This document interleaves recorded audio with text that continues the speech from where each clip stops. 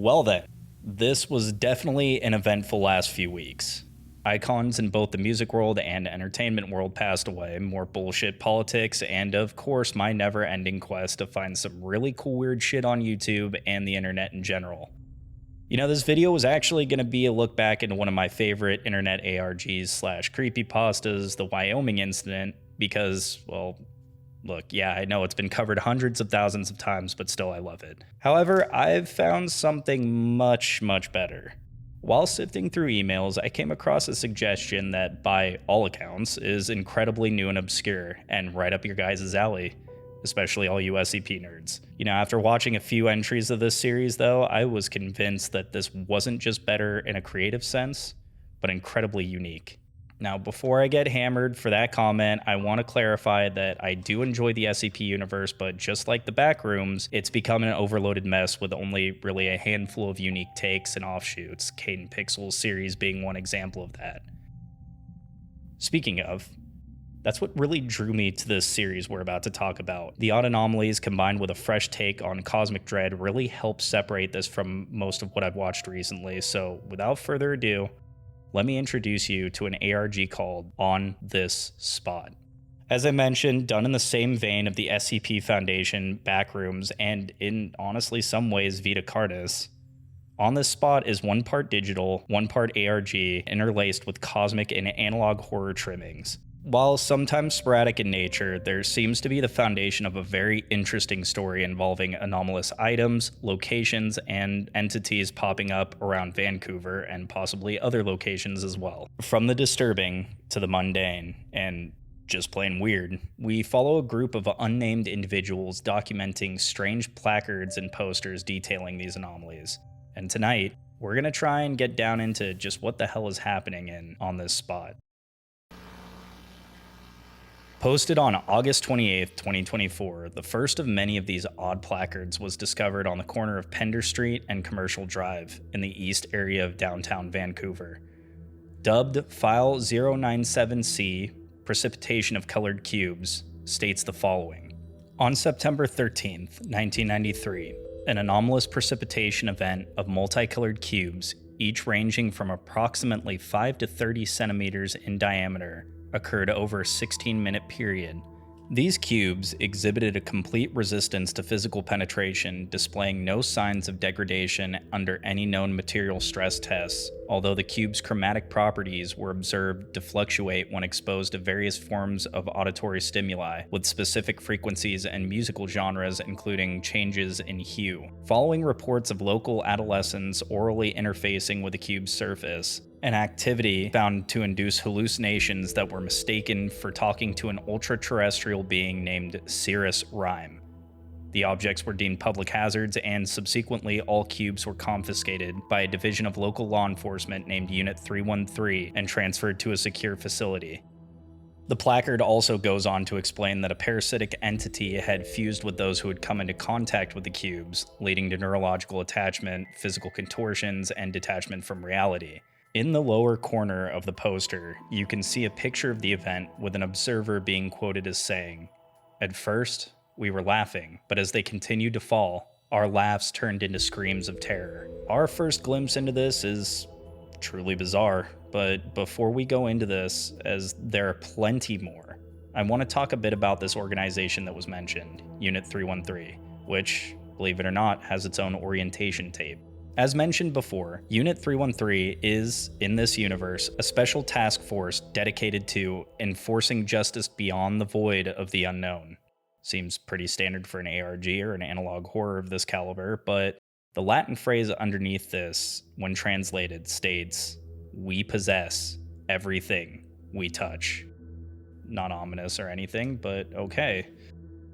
Between static, the glitches, and an ethereal haunting background noise, we're told that we've been selected for unique qualifications, and that we'll be dealing with incidents others wouldn't be able to normally comprehend. The line of work associated with Unit 313 is seemingly dangerous, to say the least. You won't be remembered, you will become just another number, and you will run the risk of changes, both physically and mentally. Perhaps becoming a part of something larger isn't worth the risk of mutation and mental degradation, but that's just me. I do feel, though, that Unit 313's intentions stretch a little further than just suppression, and they're most likely gathering these anomalies, studying them for their own self-gain, but that's just a hunch for now, so let's continue. From this point on, we learn of more files, from floating flesh pyramids, a mall packed with endless liminal spaces, and a sentient church that eats people.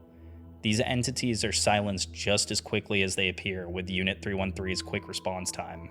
It isn't until File 201B that we find our major clue in this story. While the description of these so-called hyperangels is interesting enough in itself, it's the video description that begins painting the story of On This Spot. Hey, I think maybe it's time I speak to you all. I don't know who's gonna see these videos, and I don't really know why I'm putting them up. You don't need to know who I am, just that there used to be an old man living in my apartment building, but he died or went missing or something a few months ago. The building manager got me to help clean out the old man's room, and it was pretty disgusting. Everything was super old and covered in grime, but there was a layer of what looked and smelled like black grease, and it was all over everything. The old man was a hoarder, for sure. There were books and old journals and lots of stuff on conspiracies and occultisms, and a bunch of old books that looked like math textbooks to me, that kind of advanced theoretical geometric stuff. Under his bed was a big ancient laptop. I don't know the model, but it had the same coat of black grease on it, like it hadn't been touched in years. The way it had been stashed, though, you could tell it was important to the old guy. It didn't fit with the rest of the junk. Everything else was just noise, but this was different. I stood there for a second, just staring at it. I almost didn't take it. There was something about it that made me feel kind of weird, like it was looking at me or something, even though I knew that it was crazy. But in the end, I grabbed it anyway. I didn't tell the building manager about it, I just took it. I don't think I could have told him why I wanted it, because I don't think I knew. I still don't know. Maybe on some level I thought there might have been something interesting on it, like, I don't know, an old game or something cool. But it was just full of notes and a bunch of old video files. I think the old man was making some sort of multimedia project involving text and visuals. There's voices on the video files, but I'm pretty sure none of them are him. The whole thing is a kind of record of weird events that happened in the city, and these are events nobody knows about, or at least nobody talks about. The stuff he was writing about, it all sounds crazy, but the more I read it, the more it sticks in my head. Like when you wake up from a bad dream and you can't seem to shake it out of your head. I feel like that all the time now. I guess I'm putting these up to see if anybody recognizes anything in them. If any of this resonates with anybody else's experiences, I guess. I'm using his laptop to make these posts. I think there must be something wrong with it, because every time I try to use it to upload a video, the files get all corrupted and weird. Even when I record my own videos, when I put any footage on the laptop, it gets all warped like the old man's files. I keep trying different stuff to make it better, but it seems to be getting worse, and it's really frustrating in a way I find difficult to explain. I don't know what any of it means, but maybe together we can figure it out. I feel like you need to experience this with me, but sometimes I feel like maybe you shouldn't. Z. Our main protagonist, Z, is revealed that he found a laptop belonging to someone who either knew about the phenomenon, or due to the nature of the books and other papers found in the apartment, had worked alongside Unit 313 as a researcher. You might have tried to get word out to the public and was silenced either by Unit 313 or perhaps maybe some other anomalous overarching presence. But again, that's just the theory. As more and more files are unboxed and cataloged from this Eldritch Digital Codex, oh, holy fuck, the Chalupa boys are back.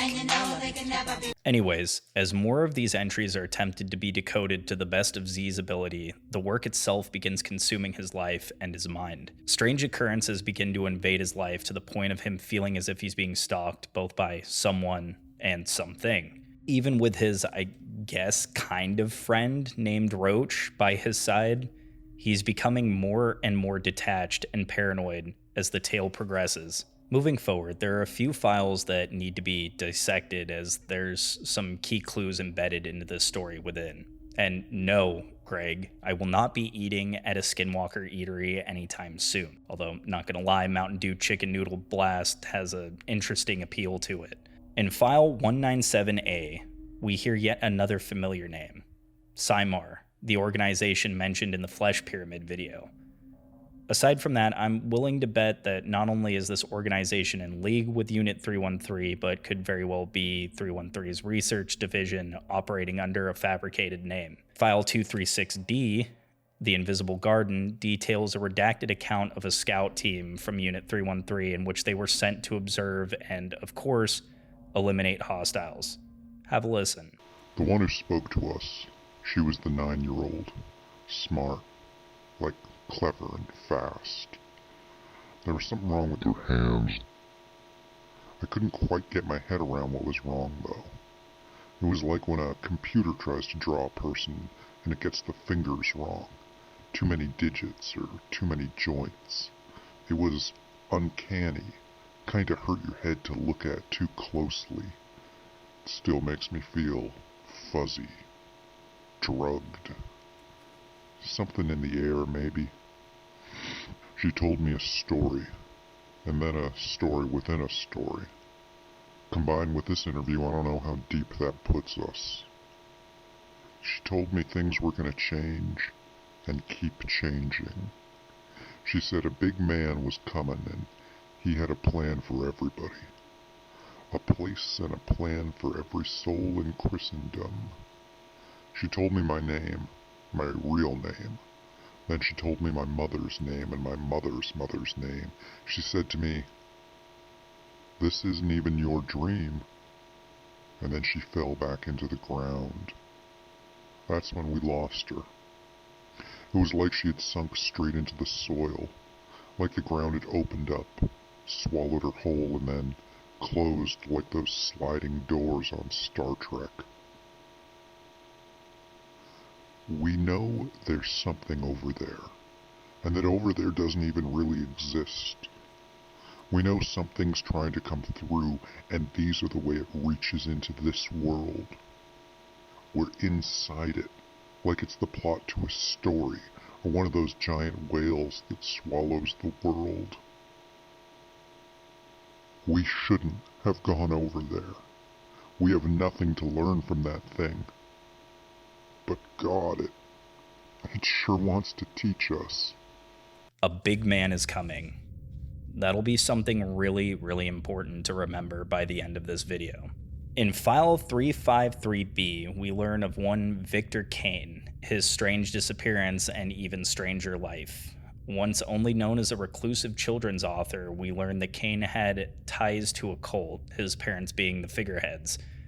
After an equally bizarre suicide ritual, Kane was left without a family again. His life's journey took him to UNBC, the University of British Columbia, where he would study metapsychology by doing all the drugs. After this drug-induced manic episode, Kane wandered into the woods for 3 whole weeks, only to return with some pretty bizarre ideas. Aside from this, little else was known about the man except for his disappearance, and that one day a pair of big disembodied lips manifested from a building wall and devoured him. What's strange is that, oh fuck, not thought forms again. Shit. Okay, so Victor gets replaced with a tulpa who holds an indefinite amount of arcane knowledge and answers to only one unnamed individual. Of 2 things interesting enough to note in this video is that at one point, specific letters are colored red, spelling the word help, as well as an attempted connection overlaid in the video to Unit 313. It's hard to say for now if Kane is being utilized by either Cymar or 313, but on the other hand, now there's a very, very powerful thought form running amok and freely in the streets of Vancouver. Those of you who have watched Greylock know how that's going to probably turn out. Bear in mind, as this is all happening, Z spirals further into the depths of the rabbit hole, his sanity crumbling like the very reality we call safe. One strange thing that I felt I needed to note is that every time Z encounters someone, strangers specifically, they all have the same reactions. Overbearing curiosity, a statement or some type of phrase alluding to what's on the laptop as if they know, and vomiting, as if the mere presence of this laptop makes them nauseous. The last video file I want to talk about is file 276C. As I had mentioned, Z had just about lost everything, but in doing so, has seemed as if he's gained the gift of some type of sight, as in to see these anomalies in real time. Alongside this, the case file mentions the name Rhyme again, and then there's this. The meaning of the phrase remains unknown, but it is accompanied by an archaic glyph associated with an ultra-dimensional entity and their passage into our realm. Unit 313 isn't really making a strong case for itself at this point of being the good guy. Seimer is mentioned again, a researcher by the name of Dr. Frost, but her theories seem as strange as the anomalies themselves and are just brushed aside.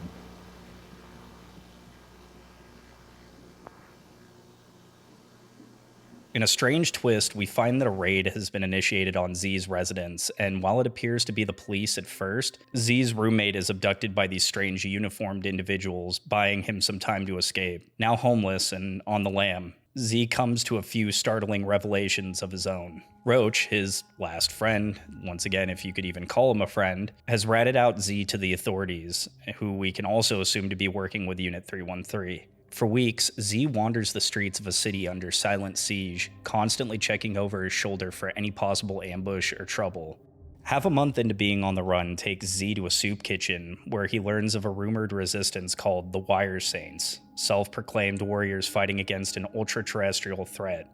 Not sure who to trust anymore, Z still roams alone, encountering both anomalies and possible 313 agents while still uploading case files from the laptop. In the video descriptions, it's stated that there seems to be a city on top of a city, ever-changing roads and buildings, and the numbers 999 manifesting themselves frequently. It isn't until file 189B that we finally meet the aforementioned Wire Saints, consisting of Fox Skull, Slick Sam, Bright Eyes, and Chicken Little, or CL for short. These four enlist Z into their numbers, both archiving posts around Vancouver while hunting for the truth. Bear in mind, Unit 313 is also still actively hunting them at this moment. Learning of each of their backstories throughout the video descriptions, it seems pretty clear that out of all four of them, CL in particular has an axe to grind with these threats. His father was one of the victims who had been affected by Flesh Pyramid. After his father's death, he gains possession of a gold key, one that has relevance to their plight. All of them, once again, have been affected by at least one of these anomalies, but CL seems to have been affected greatly. Amidst the journey through various anomalies mentioned previously, in file 142C, the group meets up with Dr. Frost, who reveals to them that she too has been at odds with 313. Although her ramblings are borderline schizophrenic, she tells the Wire Saints that there is an item that could shift the outcome of this oncoming apocalypse. Enter the Omega Beta tape, case file 118C. On this spot, on November 17, 1995, the discovery of 6 bizarre murders brought the existence of the Omega Beta tape to the attention of authorities. The Omega Beta tape is an ontological oddity whose very existence threatens to destabilize human society and our understanding of the universe. The power that this object wields is immense, to say the least. Outside of its influence on one's mind and body and spirit, this object is the key, or bomb, so to speak, that could open the door for them to come through. Whoever possesses the Omega Beta tape controls the fate of our universe, so it should go without saying that the Wire Saints will make this their top priority going forward. Also, at one point, Z is approached by a couple suits, one similar to those involved in the house raid. The Wire Saints, despite this strange encounter, continue on, not only continuing archiving files and placards and the like, but raiding Cymar facilities, old mothballed installations still holding anomalies, in hopes of finding the Omega Beta tape. Just when the gang feels as if their time is coming to an end, Fox Skull makes a startling revelation. Using a white Bible obtained from an old Cymar site, one of which was secured from a prior anomaly at the church, they discover hidden text within, describing one of the agents, their hunt for what I can assume to be the Omega tape, and that name again. Cirrus Rhyme. But now, we have a metaphorical face to the name. Cirrus Rhyme is the omnipotent primordial being that is responsible for all of this calamity happening. And once the walls are knocked down, we will become it, and vice versa. The only way to stop it is by essentially playing keep away with Unit 313 and possession of the tape, which, by the way, the Wire Saints finally come into possession of.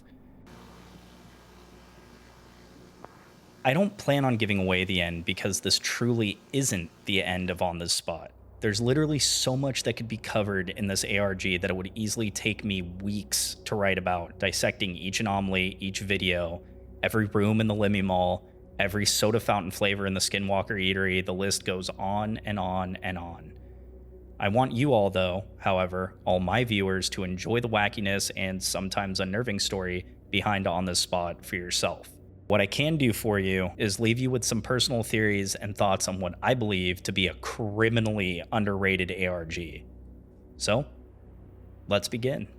Probably the most obvious outcome across this is that Z did find the laptop and stumbled across truths not meant for human eyes. While documenting the new and defragging the old, he and his Wire Saints are being hunted relentlessly by a cult named Unit 313. Yes, not a police force, a cult.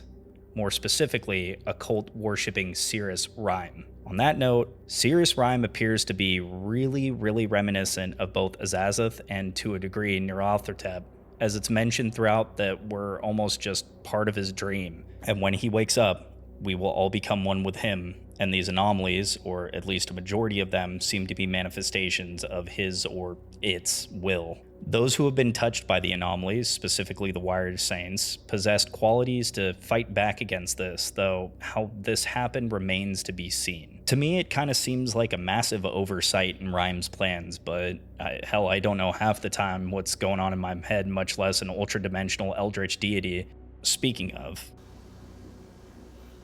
R.I.P. Ozzy, I had to throw that reference in for you. Okay, just work with me on this for a second.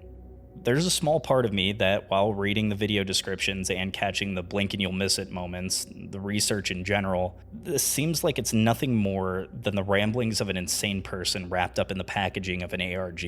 As much as I do love this series, some parts did feel kind of incredibly disjointed and sporadic, which might have been the plan all along. Not necessarily a bad thing, but I did have to stop myself a few times and ask if the story was just a manic episode in web format. It really reminded me of the song Rosetta Stone by Tool. All in all, this is one of the most unique ARGs or web series I've seen in a hot minute, and I really can't wait for more, so much that I couldn't wait to share it with you all.